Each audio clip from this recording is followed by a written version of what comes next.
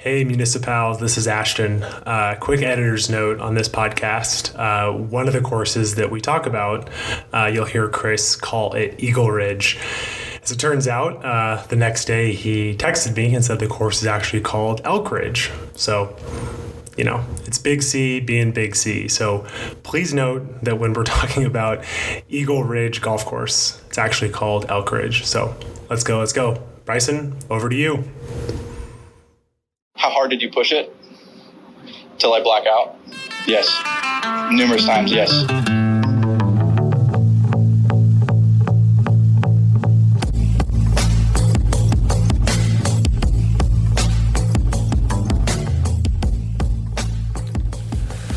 What's happening, MuniciPals? This is Big C and Ashton.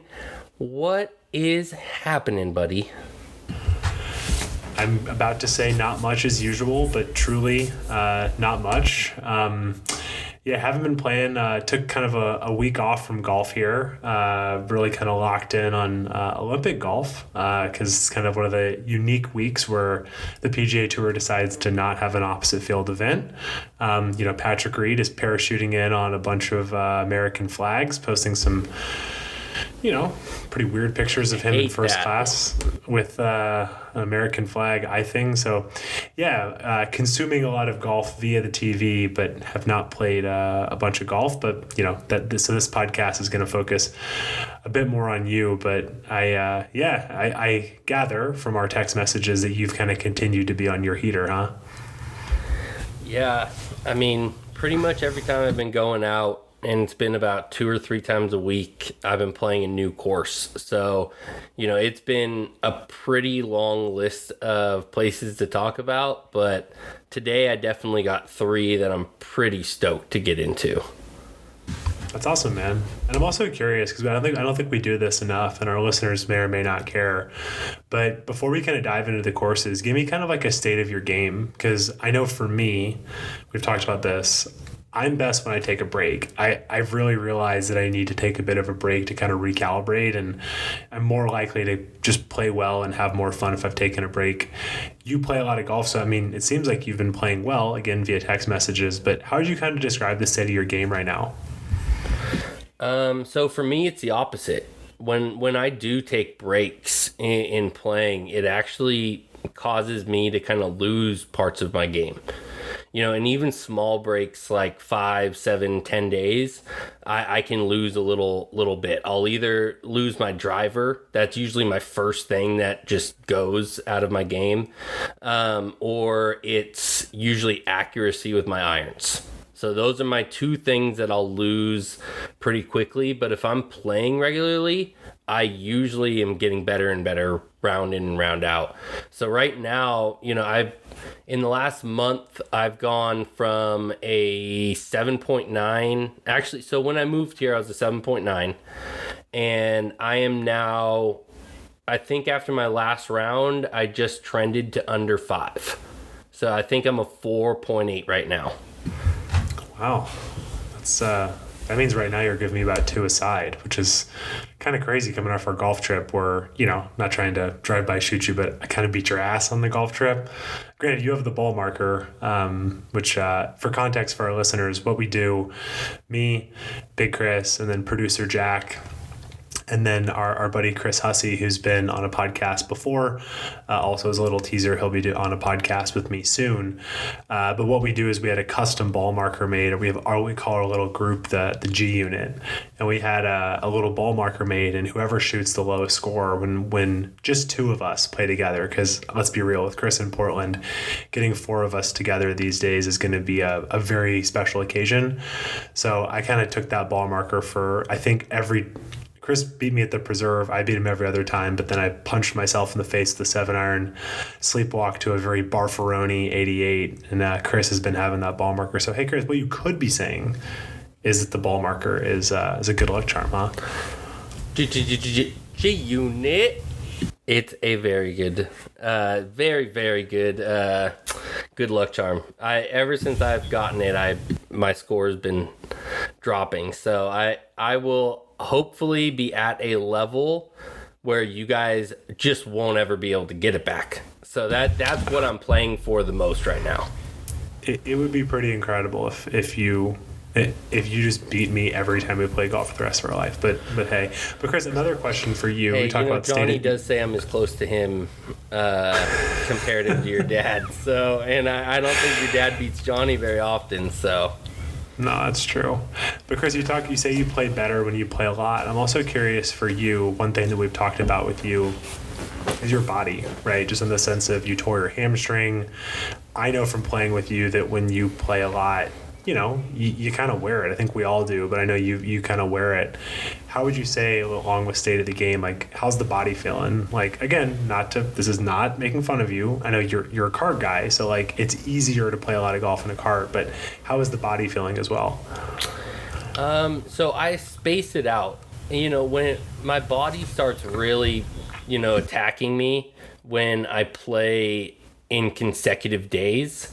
So, if I'm playing 3 or 4 rounds consecutively, day after day, that's when, I really start feeling it, especially because people know from past podcasts, I tore my hamstring, right before, or actually in the middle of COVID, because I was playing about 6 rounds a week. So I wasn't stretching at all. And, being just a lazy piece of shit. So, now I kind of space my rounds out. I've been doing a lot more stretching and doing regiments prior to going out and playing, which has been really, really, really helpful as well. So, and again, I ride. So there's a lot less strain. But to be honest, a lot of people might know, anybody that plays golf a lot and does ride, when your body is hurting, sitting in a cart and kind of bumping around and stuff actually will make your back and, everything else tighten up faster. So, you kind of have to watch out for that too. So if you're playing a lot, that's one thing I've noticed, if I walk, actually my body feels better if I'm playing consecutive days in a row, because I'm almost getting a stretch in between shots, so my body kind of calibrates to that. And so even though you might be more tired, you're more fatigued, the next day after a good night's rest, your body's ready to go again a little bit more than if like I played 36 in a cart and then tried to play the next day. Yeah, it's a good point. I mean, I always forget, last week's pod we were talking about my 36 hole day at Bayonet and PG. And I actually rode in the morning, which is, a rare occurrence for me. But I always forget, it's about a 25-minute ride from Bayonet to PG. And when you get out of the car after you've played 18 and trying to, reactivate your body, the first hole at PG we talked about, it's like a pitching wedge. I hit, one of the worst golf shots I've ever hit because my back, was just, I thought we were done, So I can definitely see what you mean, but I'm glad to hear the body's feeling good, and also thankful that the body's hanging in there for #content purposes. So there's 3 courses we want to talk about today. I'm going to kind of throw you a curveball. I want to hear about Sah-Hah-Lee, right? I almost said Sah-Hah-Lee. 18-hole par 3 course. So I'll have some specific questions, but just kind of give me a thesis statement. Give me a summary for an 18-hole par 3 course, whose name I botched because that's what I do. So, kind of a summary of Sah-Hah-Lee. It's kind of a trip. So, the parking lot and so they've got a putt-putt course on there as well, which is up by the clubhouse, and it's kind of up on a hilltop. And so, what's cool is they've got the first tee is off to the left, and you hit down into a ravine into the first hole, and it's about 130 yards. So you play at about $1.15, and it's a really easy, start, really picturesque start because it's right on one of the rivers running through, the Portland area, and it's just very beautiful. But the entire course is kind of sunken into this, valley that's kind of surrounded by these hills and trees, and it's just absolutely gorgeous piece of property that they've got this course on. And then when you go up, they actually have an elevator that you can take that takes you back up the hill, so you don't have to walk up this windy path that they have. So it's kind of a cool little little thing that I've never had at a golf course. I've never gotten an elevator and, put my push cart on an elevator and gone up to a hill. I thought that was kind of a trip, but it's a really fun course. I don't think so. For the first 16 holes, there's no hole over 145 yards. You get to the 16th hole and it's 175, 180, 195, and they are tight. And the 16th hole is probably my favorite hole. Very, very hard hole. So they've got a creek that runs about 5 yards in front of the green that runs the entire length of the green. The green is a postage stamp of a green, super tiny, and it turtle shells off. So it just rolls off every single side. And to kind of hit that, you have to hit a really, really good, about 175, 180 yard shot to kind of land it up there. And there's kind of a bailout on the right hand side, but you still have to fly it at least to, pin high to be able to bail out over there. But it's really, really cool, an interesting course. And if you're in the Portland area trying to get in a 2.5 to 3 hour round and just kind of work on your short game, you're not going to find a set of greens on a par 3 course that are as good as this place. I've played 18 hole courses that aren't as good as these greens. Well, that certainly has my interest, as we'll talk about greens in a second here. So Chris, also placing it, you said it's in Portland. I mean, just having been up there recently, I learned Liz has some friends who live in Portland, but it's kind of in the suburbs, which is fine. I'm more just curious, is it in the city? Where exactly, when you say the Portland area, what exactly does that mean? So yeah, kind of like when people refer to the Bay Area, you kind of refer to the entire greater 35-mile radius as Portland, but it consists of probably about 10 different cities. And so this is south of Portland. It's in between two cities, Oregon City and Estacada. So that would be east of I-5, south about 25 miles of Portland city limits. Okay, so definitely not far, but also I guess not. I'm not saying you're wrong, but not Portland, but the greater Portland area. Okay, it is a little bit of a trek if you're in Portland proper. But I mean, if you're really trying to get in, a quick round and practice on your short game, it's definitely worth a drive. Yeah. And I mean, honestly, let's just be real. I mean, I think we've talked about this in the past. Quirky can be overused, but if you're talking about a course with an elevator and good greens, you have me right there. So also, I'm curious to start off, as we usually do, talk about the rate and how would you kind of, what we're trying to do more now of is not just rate, but also rate relative to condition, kind of really trying to tie in value. Tell me about that, Chris.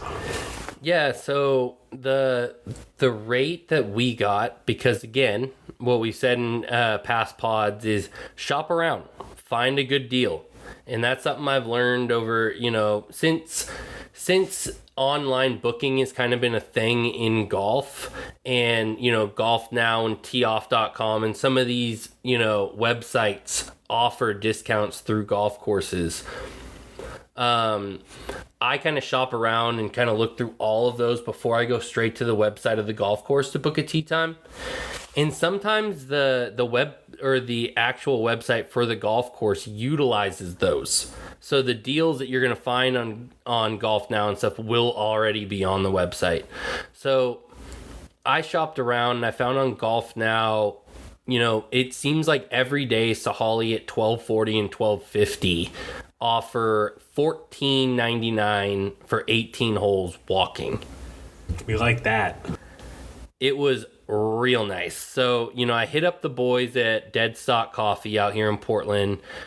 My 3 boys that, are new to the game, just getting into it, Nori and Terrell and those fellas. And so we went out there, met up there, went out and played, and it was $8 for us to get a pull cart. They don't have power carts at all, so we all rent a pull cart. And so I think out the door, pull cart, everything, we were $23. But if you walk out there and just want to play, it's $25 for 18 holes, and I think it was 14 or 12 for 9. I think it was 14 for 9. That sounds great. I mean, that sounds very similar to you were saying Harney West last time. Like, you know, again, it was going from 10 to 18 or 10 to 17.99. It's like a great deal either way. But yeah, it sounds like definitely doing a little bit of homework. I mean, that's certainly, again, I mean, at $17.99. Wait, is that what you said? No, $14.99.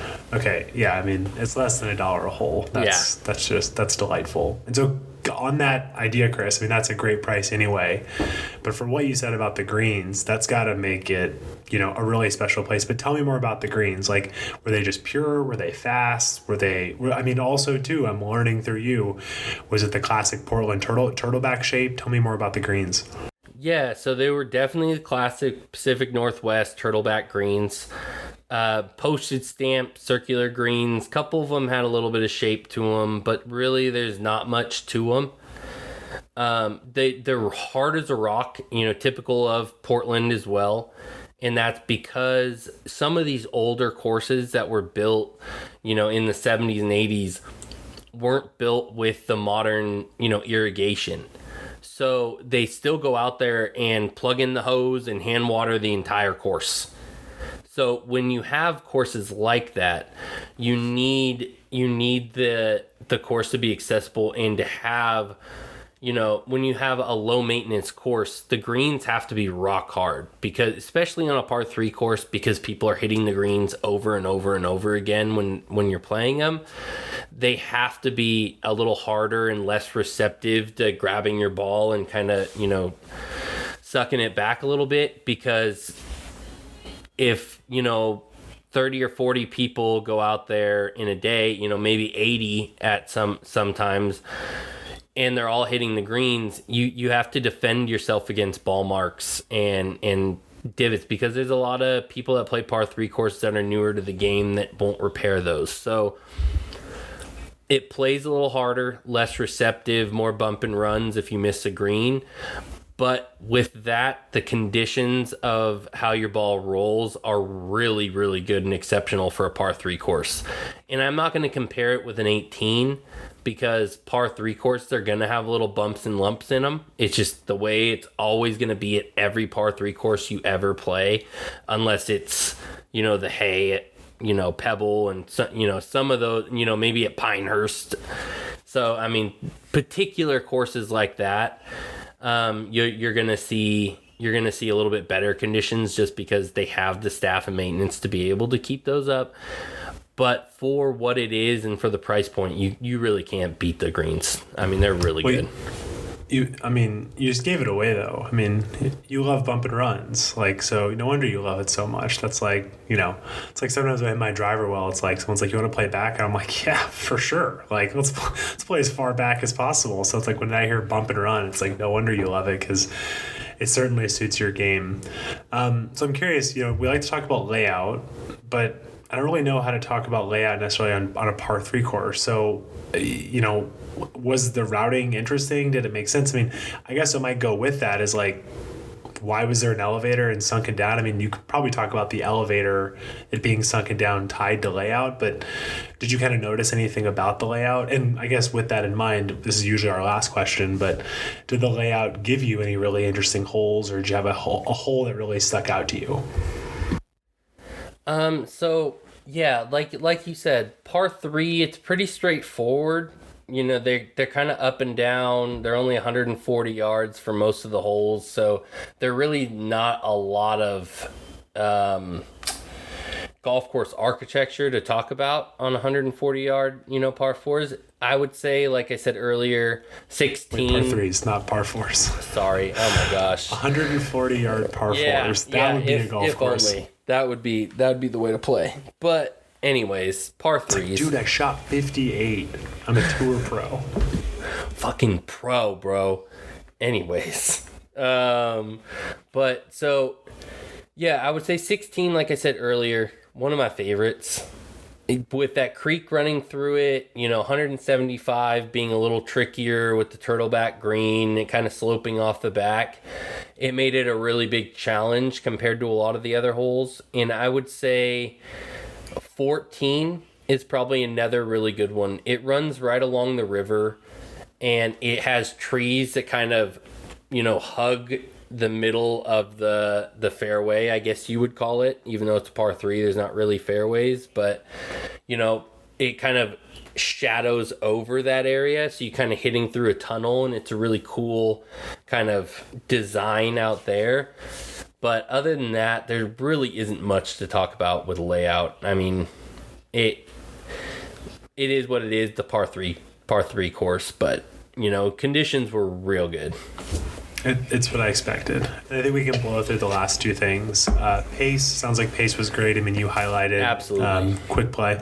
Okay, awesome. And then feels weird again at a par 3 course, but amenities. We're talking, like you said last time, hot dog, hamburger, club sandwich, same idea? Not even that. No, okay. No real food amenities. They serve beer and drinks right behind the counter. They got everything you could need golf-wise. It's a fully stocked golf shop, but other than that, you're not going to find any really mixed food drinks? Because when I play golf, no mixed drinks. All just beer, ciders, whatever you got in cans, they got it. Okay.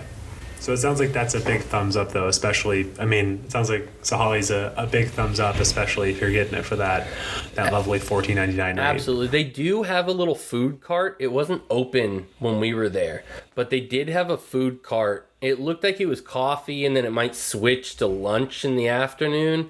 But right when you walk in through the entrance, they had this like hut food cart style, very Portland-esque. Food carts are, if you guys ever come to Portland, or if you're from Portland, food carts are our style. That is what Portland is. So, having a food cart, little food area was kind of very, very Portland of them to do. You heard it here first. Food cart, that is what Portland is. That is what Chris just said. That is what Portland is. So you guys can chew on that. But in the meantime, Chris, let's jump over to, no offense to Sah-Hah-Lee, but a couple big boy golf courses. Tell me about Meriwether. So Meriwether National. They've got the prestigious name. Apologies to all, to Condoleezza Rice and, just everybody. Just apologies to everyone. Very national. It's not a grand golf course, though. The name definitely steers you in a completely different direction than what the golf course is. Is it public? It is absolutely public. Okay, just making sure. You're talking national, you're scaring me. At one point, the golf course was at a very high standard in the Portland area. It was one of the nicer courses out here.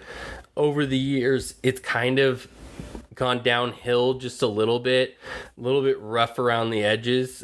Beautiful white, I hate to say it this way, but plantation style clubhouse.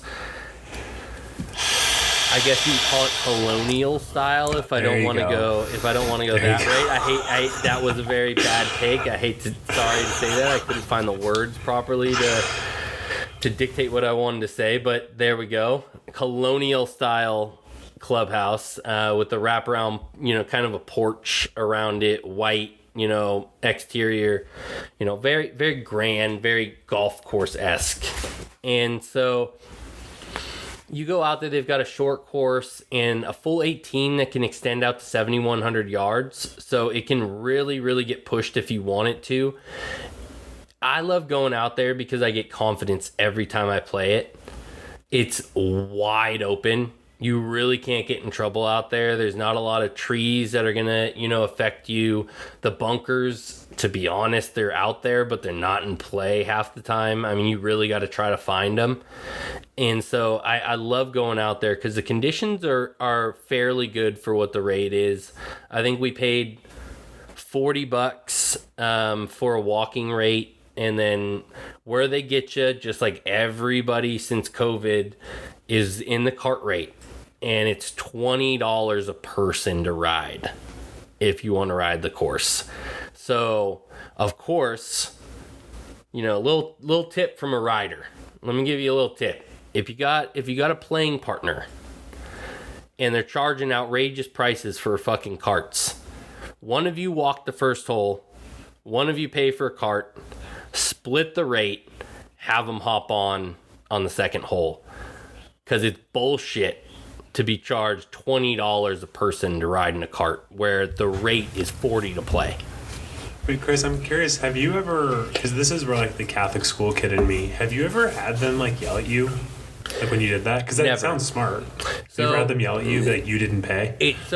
It's certain circumstances. Like, I'm not going to do that at Pumpkin Ridge, or if I go play courses in Monterey, if I play Harding Park, because they're nicer courses, higher rates. Usually the carts are included a lot of times there too, but when they do have walking rates, that they're not gouging you, and then they also have marshals and stuff and starters. So when you go out to a lot of public courses, you're rarely going to see a starter unless it's a Saturday or Sunday. And if ever you're going to see a marshal, like we complain about all the time, they never got marshals out there. So if they're not going to marshal the course, then I'm gonna take shortcuts here and there. Never forget I didn't care because I didn't have to pay it. Pasta Tiempo charging you $40 for a cart. It's a tough scene, but I guess that course is supposed to be walking. I don't know, but that was your $40 cart fee on the receipt was like, oh my god. That was a rough look, and that is probably one moment that I would take back if I could, and probably have walked with you guys, because that rate, I should have just laughed in their face and been like, no, I'll rent a car. I'll rent a push car. That's the price of like an Imperial hat, and you can get like 2 cool pieces of merch. I could have played another public course for that rate. Yeah, it's Rooster Run. Yeah, basically. You know what I'm saying? So yeah. With that like sense. if one of you guys chose to hop in and split the rate with me, and we did that, then maybe it would have been it. But again, I wouldn't do it at Pasta Tiempo. I wanted to walk a McKenzie. Exactly. And just for the nostalgia, I wanted to walk the McKenzie course. I played there multiple times, so I knew what I was getting into and everything. So I didn't have that feeling as you guys did, first seeing it. So a little different there, but so that's my little tip there. Getting back to Meriwether, so you talked about rate. So I guess the rate is good, but there's kind of a cart caveat. But with that, tell me about conditions, because $40 sounds great, but would love to hear about the conditions and how that ties into greens. To be honest, the conditions are mediocre. They're for a national course. You hate to see that. With such a prestigious name of Meriwether National, you would hope that it was such a nationally acclaimed conditioned course, but it is far from that. The fairways are rock freaking hard, and that's one complaint I would have there is it can be sparse in places for grass, and the greens or the fairways are compacted really tight, and it's just really hard dirt.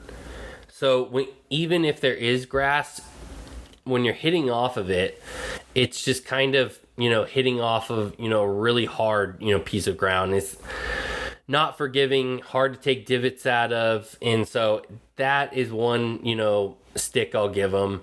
The greens, really, really nice. Fast, smooth, rolled nice. But again, public course, we got USGA, we got to figure this shit out. We got to teach people how to repair divots, because this is just an epidemic that's happening in golf right now with the influx of new golfers. And for fuck's sake, man, repair a goddamn divot. This is ridiculous. Like, playing all these public courses that we play, that's the only stick I can give a lot of these courses. Some of them are in such great condition until you get to the greens and you got to repair 5 ball marks on your line just to be able to hit a 10-foot putt. And it's just like, this is getting out of control. But that would be my one stick with Meriwether. A lot of, newer players or just people that aren't taking care of things play out there, and they're just not repairing things. And so that was my big thing with the greens, is they rolled true and smooth when you didn't have to putt through a ball mark. It's still pretty good though. They definitely need to do better, but to your point, it's much larger than an area. I mean, I was at it Presidio a couple weeks ago on like a Thursday, and like the first hole, it was just like craters everywhere. I mean, it's crazy. But okay, so I'm picturing, the old colonial home. I'm picturing the crazy name. I'm picturing good green. So you definitely have me intrigued, but I can't visualize the course. So like layout, routing, like help me understand what this is, because now we're coming off a course of like an elevator and rivers. Kind of help me. I guess we should also say like where exactly is Meriwether and kind of what is the routing of that course. So Meriwether is in the Beaverton, Hillsboro area, which is west of Portland. And so it's about 25 to 30 minutes outside of city center. And to be honest, the layout is not a memorable one.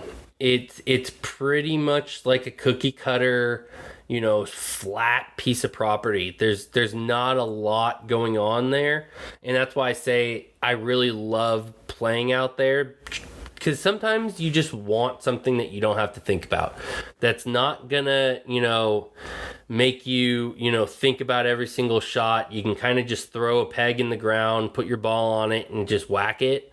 And that's kind of what Meriwether is. Everything's kind of laid out in front of you, straightforward. It's just not going to trick you.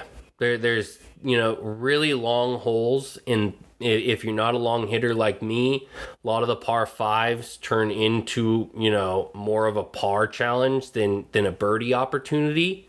So I would say that's a little bit more of a challenge and kind of the fun aspect of the layout, because it does make it a little bit more challenging. Even if I do play from the 6,400, some of the par fives are approaching 600 yards.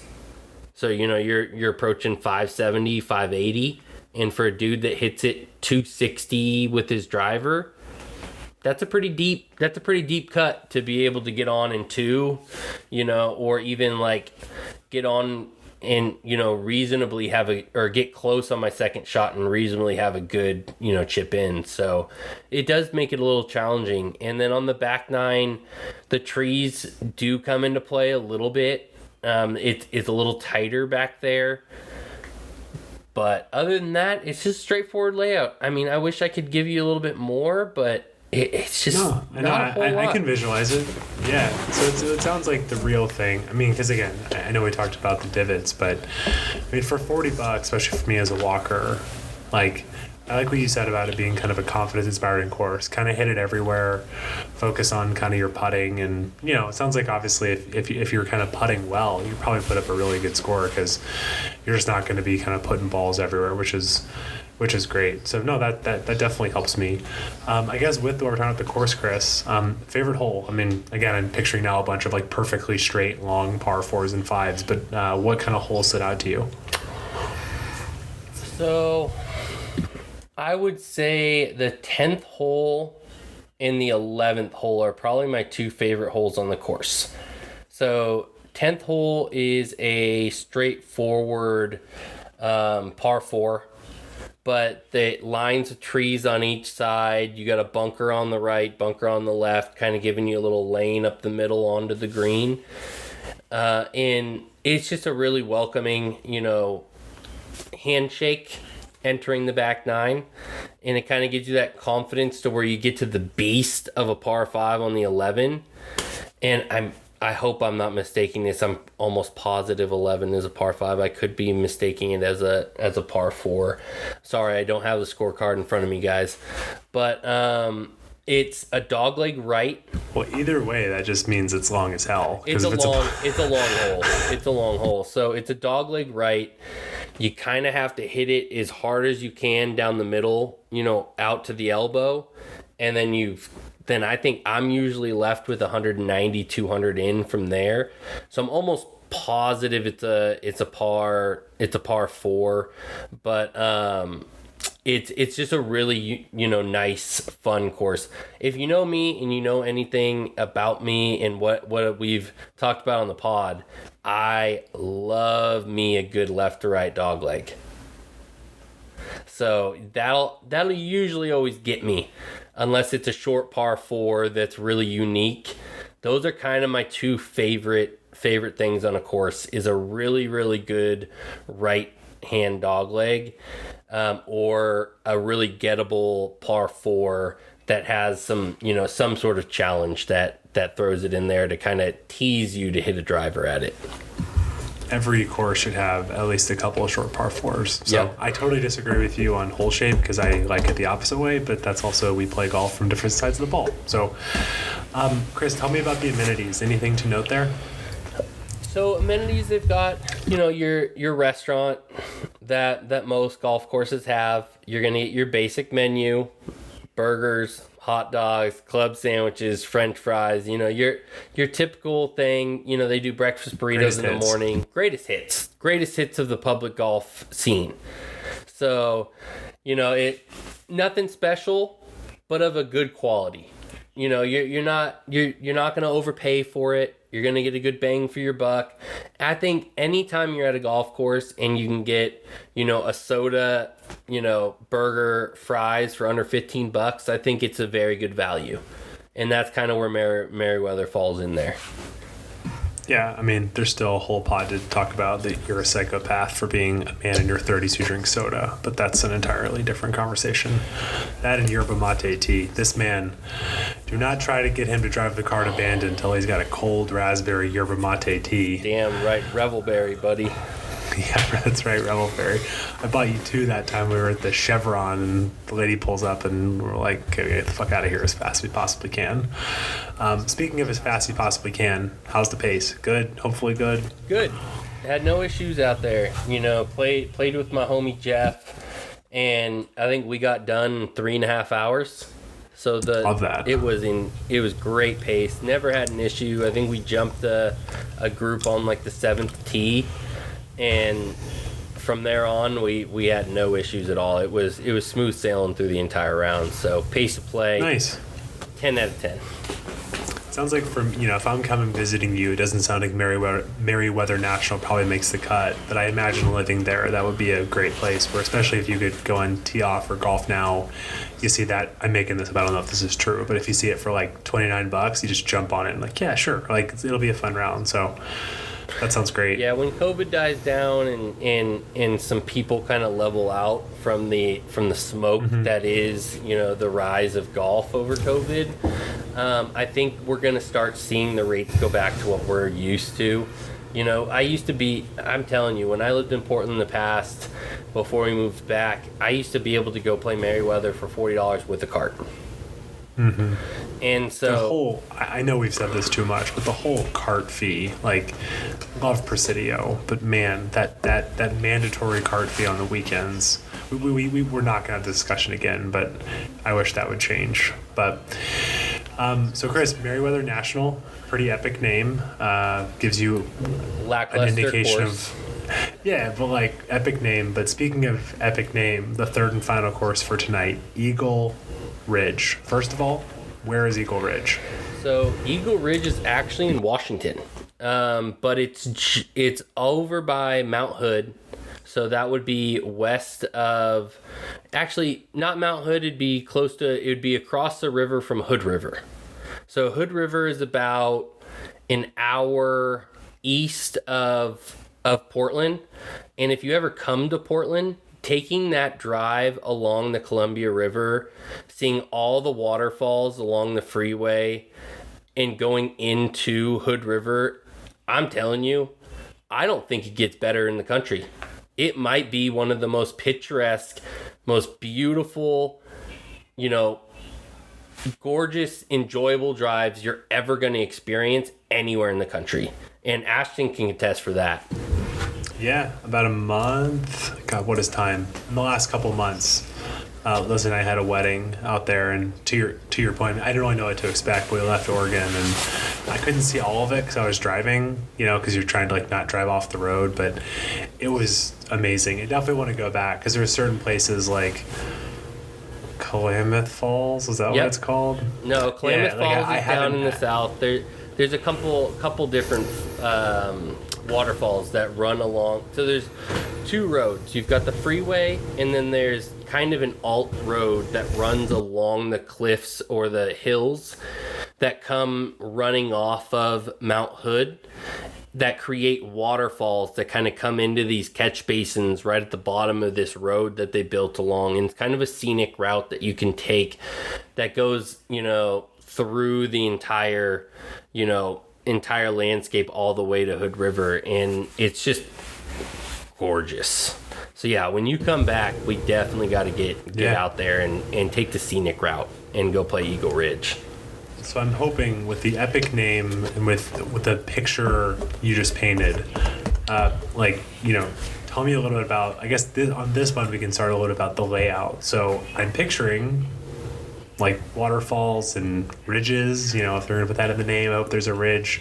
Like what's the layout out there? Please, I hope it's on brand. So it is absolutely worth the drive. It's on ridges, no waterfalls. There are plenty of ridges to be had out there. It's very much a mountain course. Not a lot of trees, to be honest. The course actually kind of has cleared out a lot of that. But the layout of the course is wonderful. The views that you get of the mountains and the river and kind of everything that you kind of see along the drive up, it's just the entirety of the round. You just can't stop kind of looking around and just being amazed by the scenery of the Pacific Northwest. To be honest, the Pacific Northwest in summer might be hard to beat anywhere in the world. It's just so beautiful. If you love trees and mountains and just beautifully, filled and flowing rivers all over the place, I mean, you just can't beat it. So, it's just a spectacular course, and the name definitely comes to tuition when you go play the course. I totally hear what you're saying about the summer. I just think of the irony of the fact that y'all had like 125 degrees this summer. So I know that I'm just being a dick, unlikely. But I'm just laughing. Okay, so when I think about everything you've said, again, I sort of made an assumption that was correct. It sounds expensive just because it's good views. I don't know. Like, was it expensive and kind of how, I don't know. So it's not overly expensive. It definitely is a little bit pricier than you're going to get kind of in most of the public courses in Portland. And so you're looking at $60 walking rate. To be honest, if you walk it, golf clap to you. It's called Eagle Ridge because it's built on ridges and hills and on a mountain. Mountain golf is, I'm a walker. Mountain golf is objectively not walking. Like, I could just tell that from that name, it's not a walking course. No, it's. Do they crucify you on a cart rate then? So, $20 a person for a cart. So they did get you there, but again, we wiggled our magic there, and we split it between the three of us for two riders. So got a little bit of a discount there. One thing I will note. Okay. For all golf courses, this should be a rule for everybody. You should not have a 17-year-old kid on a Saturday as the only person running your pro shop and running your tee sheet. It is the stupidest thing I've ever come across because we, again, booked this tee time through Golf Now. We come in. We then find out after we check in, we pay for our cart since we prepaid for everything online. We go out to the starter, and there's 4 groups waiting at the tee box that are all our tee time. They booked 4 groups for 8:40 in the morning. I don't know how you do that. I don't know how that's possible. And then the starter gives us some bullshit about them not being able to connect Golf Now with their tee sheet and all this kind of shit. And I kind of looked at him and I go, man, I mean, for the money you guys are making and the amount of people out here, you might want to pay for somebody to come out here and get that fixed for you, because it's going to cause problems. And guys like me that drive out an hour from Portland and now we're teeing off at 9:20 because we were supposed to tee off at 8:40. I was a little upset there, and that just shouldn't happen. when you have an 8:40 tee time, you should be teeing off at 8:40. And especially in the morning, if you're already 40 minutes behind on your tee times, by the time the 2 and 3 o'clock tee times are teeing off, hopefully you have some wiggle room in there and some tee times that are open that you can kind of make up that gap. But I mean, you're basically gonna be an hour to an hour and 20 late by the time you get to 2 or 3 o'clock. Yeah, that's brutal. And then of course the next question is, once you did tee off, how was the pace of play? You know what? So because it was a little bit more of a drive for most people, and it's kind of more of a destination track, people that were out there kind of knew what they were doing and kept it moving. So we really didn't have any issue with pace of play. We finished in exactly 4 hours. So we had no issue once we actually teed off and got out there. So, it was a really great time. I went out there with a couple of my buddies from the Portland RGC. My buddy Brian, who goes as Bean Mace on Instagram. And what's cool about Brian is he actually won the trip to Mexico with Random Golf Club, and actually was in the video that they shot and is on Random Golf Club's YouTube page when they went out there and played golf in Mexico with Eric Anders Lang. So, if you watch the video and you see Brian, he is the shorter gentleman with the really large beard. And that's my homie Brian. So kind of cool little I would just like there. to, at this moment, say hello to Brian, because I feel embarrassed to say this, Brian, but both Chris and I, you had followed me, and that's super cool, and you had DM'd me, and that was super cool, and I kept looking at Chris and being like, yo, this guy Bean Mace is all about our trip. Do you know who this is? And he's like, no. So now it's nice to know that his name is Brian, because hey, if your name is Bean Mace, that's fine. We all have different names. My name is Ashton. Your name could be Bean Mace. Chris, is Hot Dog Boy or Big Chris, or, Christopher, I guess, to maybe his Cookie grandmother. Monster. But yeah, Chris Pratt, we got all of these. But Brian, it's very nice to meet you, and thank you for dealing with Chris's, hopefully he didn't forget to tee off. But I'm glad they were moving. So, okay. So then this all sounds very positive, minus the 17-year-old in the tee shop. And then we had my other buddy Joel out there with us as well, which he goes as Suck My Par on Instagram. And we got some names. We got some great names there. And Joel's just a one-of-a-kind guy. And same with Brian. It was a absolute pleasure to get out there with them. And I think they might take over for Jack and Ashton as my go-to group to get out and play with. So and replaced by Bean Mace. I can't believe we've reached this point. We've reached this point. Anyway, it was a great day out there. I shot a 79, which is a little high for what I've been shooting lately, which is crazy to say because Ashton is known. I've been kind of always been that guy that shoots right at 80 for the most part, or right, hovering around it, or higher.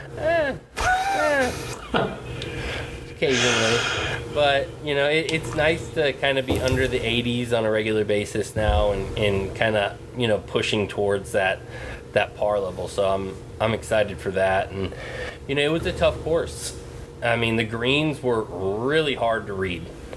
So, I'm curious, subtle in the sense of you aimed at the wrong side of the hole, or breaking a lot, or what does that mean when you say hard? So for me, it was the undulations were kind of all over the place, and I couldn't really dial in, the breaks at all. They, like you said, they were a little more subtle. They did have some big breaks on them, but right around where the hole placements were, they had very subtle drops and dips, and it really got me kind of all day. I was missing them either high or low, and leaving the ball, an inch or two short or an inch or two past almost every single putt.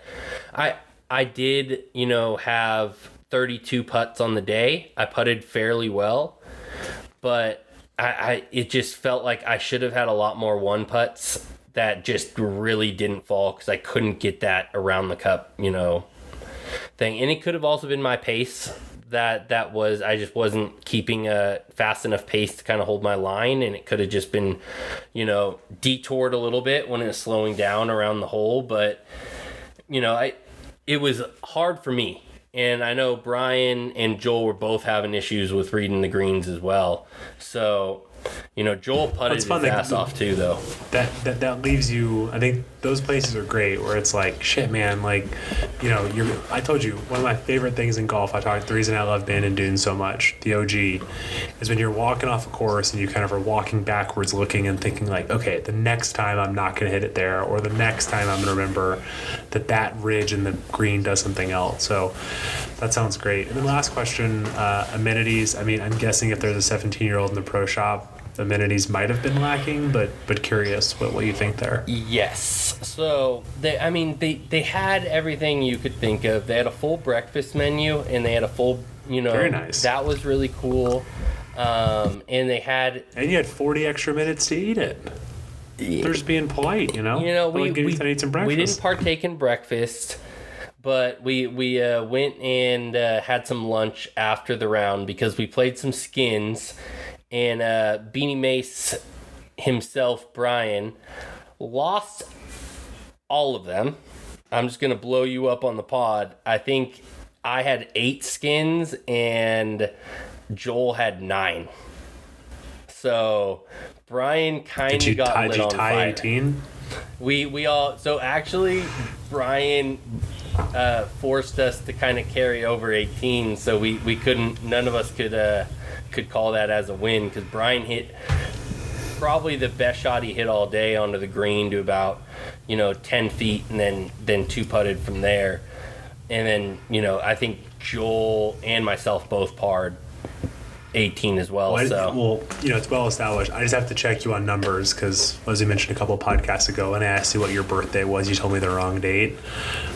Just making sure when you tell me the skins number, it's like, that's not the number of golf holes, but that's okay. So just always have to be your as I've been called, I'm the 3rd grade teacher of this podcast. Don't let me slap your hand with a ruler. You know what? I had it right this time. Yeah, we carried over 18. and so, yeah, it was 8-9, and Brian just was left with buying us lunch. So we basically, instead of collecting our debts, we basically just said, hey Brian, cover our lunch and we'll call it a day. So nice. Went into the clubhouse. A couple interesting ladies running the clubhouse for sure. So Eagle Ridge is kind of in a little bit more of a rural area, and the people running the restaurant were a little bit more on the rural side as well. So the people in there were interesting, on top of the slow service that we received. And so they were kind of running the turn on top of also servicing all the tables. And there's That's 2 tough. of them, so trying to go back and forth there, they kind of forgot, the drinks we ordered, and they kind of forgot a few things here and there. So I guarantee you, Chris goes, hey, can I have a Coke? Right? I had a beer, sir. Oh. I'm a grown Did you get a beer boy. and a Coke? I did have a Coke, but fuck you. Yes.